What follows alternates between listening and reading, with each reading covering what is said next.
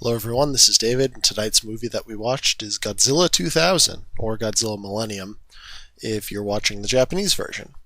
I, however, watched Godzilla 2000, the Americanized version, which, from my understanding, is only slightly different than the Japanese version. Although the dub apparently is in a more comical, it's more comical than, say, the Japanese version, but that is what it is. So, here we are at the beginning of what's called, affectionately, the Millennium Edition of Godzilla, or the Millennium Cycle. Keynotes on this series of films is that pretty much every movie dispenses with any and all canon other than the original Godzilla film, the 1954 version. So all of the versions are considered, basically you can think of it like every movie is its own kind of what-if/alternate universe version of Godzilla. And the look of Godzilla actually changes quite a bit over a very short period of time. They revamped his image in this one. His spines are now much more almost crystalline looking and pointy than they were before, which is an interesting look. He's much more menacing kind of looking. Just the redesign, he kind of looks... Well, you can check it out for yourself. He looks different enough where I'm like, okay, that's a new design, but he still looks like Godzilla. You see him, you see Godzilla. Granted, it's a redesign, but I think the effect is fine. So, what ends up happening in this one? Normally with remakes, which Godzilla 2000 is very much a... we all thought it was going to be a remake similar to the way Godzilla 1984 or The Return of Godzilla was a remake of basically the original 1954 Godzilla. Well, that's not entirely true with this one, because Godzilla's not flying solo like he normally does in a remake.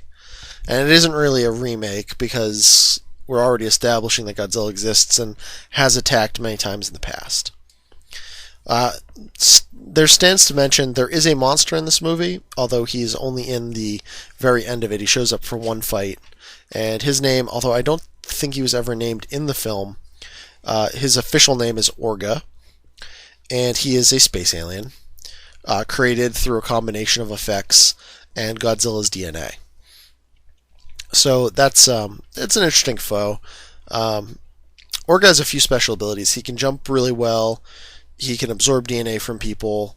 He's very intelligent, being allegedly he's intelligent. We really don't get to see him for very long, so we don't really get to know how smart he is, but we assume he's smart. He has a shoulder cannon that he can fire, and he can basically open his mouth like a snake so he could swallow things that are too large for someone to normally swallow. Which is an interesting set of traits. Anyway, let's get on to this movie. So this one's a little weird in what it does. I mean, I know most Godzilla movies have weird things that happen, but this one's kind of strange. So basically what ends up happening is it starts off with the Godzilla Prevention Network, or Prediction Network. And they're staking out Godzilla, and he shows up. There's there's his dad and this kid, and they're the main characters through this one, and there's this news reporter that's trying to get a story and trying to get photographs of Godzilla. And Godzilla shows up, and it's really comical. He kind of chases him around for a little bit before moving on to attack the city itself. And he attacks the city.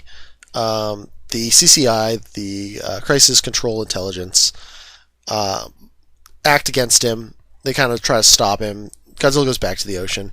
Meanwhile, turns out the CCI has been investigating this UFO that they found, or this meteor that's made out of some sort of strange material.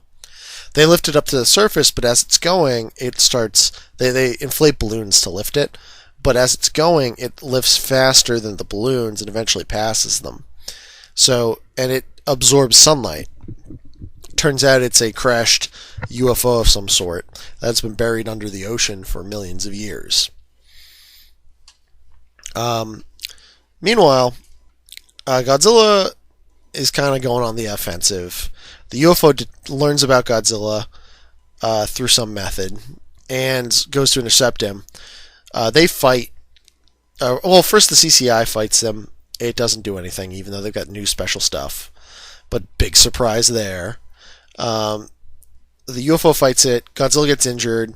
The UFO kind of runs out of power. Godzilla retreats. The UFO kind of lands. um, in I believe Tokyo, over Shinjuku, which is an interesting. And a lot of weird stuff happens in Shinjuku for some reason. I'm not entirely sure why, but anyway, so the UFO goes there and lands on top of Tokyo Tower, or Tokyo, yeah, some Tokyo Tower, and starts absorbing information out of the internet, which is kind of cool. UFO is also solar powered, and yeah, so that's an interesting set of things. Meanwhile, they discover the scientist that was tracking Godzilla. He discovers some Godzilla cells, does some research, discovers Regenerator G1, which is a specialized like thing that Godzilla has in his body that makes him like super powerful. And the UFO finds out about this, and the UFO basically the next night Godzilla attacks. The UFO absorbs Godzilla's DNA after tying him down and creates Orga. Godzilla fights, partly destroys the UFO. Orga's born. Orga and the UFO fight Godzilla. It's a pretty tough fight. Orga goes back and forth. Godzilla destroys the UFO altogether, and then he fights Orga. He hits Orga a couple times. Orga regenerates the wounds. Orga decides he's going to eat Godzilla and opens up to reveal a big snake mouth and tries to eat him, but you forgot about the one thing about Godzilla, and that's fucking atomic breath. So as Godzilla's being eaten by Orga, Godzilla atomic breaths him right through the back, blowing him up. So that's a problem. So now Orga's dead. And in the meantime, there's a Godzilla walks over to where all the main characters are and basically crushes the building in on itself, killing the guy that is the creator of the CCI, and it's kind of the villain's antagonistic human character. And it's kind of sad because, well, it's not really sad, but it's like the main character, he tries to save him, but he falls and he's dead. So that's a thing. And then Godzilla kind of goes off. And that's Godzilla 2000. The plot is pretty simple for a Godzilla movie. It's just Godzilla stomping around, destroying stuff, and then, oh look, there's a monster in the last 10 minutes. Okay. This one's kind of underwhelming. It's not one of my favorites by any means. It's not really all that much fun. Nothing too wacky's happening in it. Most of the Millennium movies, not most of them, but there's only like really two at the moment that stand out in my mind as like I really, really like a lot. And we'll get to those when we get to them, but it'll be coming up in a little bit. But this one, I don't particularly care for it. It's not a bad Godzilla film by any means. Production value's okay. Everything looks fine for the most part. I mean, it's Godzilla, so obviously the special effects are campy, but it's nice to see him updated so quickly. It's good to see him in the theaters. This is the first Godzilla movie I ever saw in the theaters, so there's a little bit of value there. But in terms of rewatch value, there isn't a lot here. And the monster Orga is just kind of unimpressive. The whole subplot with the UFO is interesting, but it really doesn't go anywhere. You never learn anything about the aliens. You don't even get to see the aliens. I mean, you assume that they look. Well, actually, you don't even really assume what they look like because you have no idea. Because the aliens make Orga. I kind of get the feeling that the ship itself doesn't have aliens. The ship itself is just like alive or aware. But again, we don't really get any information on that. So it's all what you want it to be, pretty much. In the end, this is a passe Godzilla movie. It's very middle of the road. Nothing really stands out other than the updated suit. So nothing really stands out. It's not all that impressive.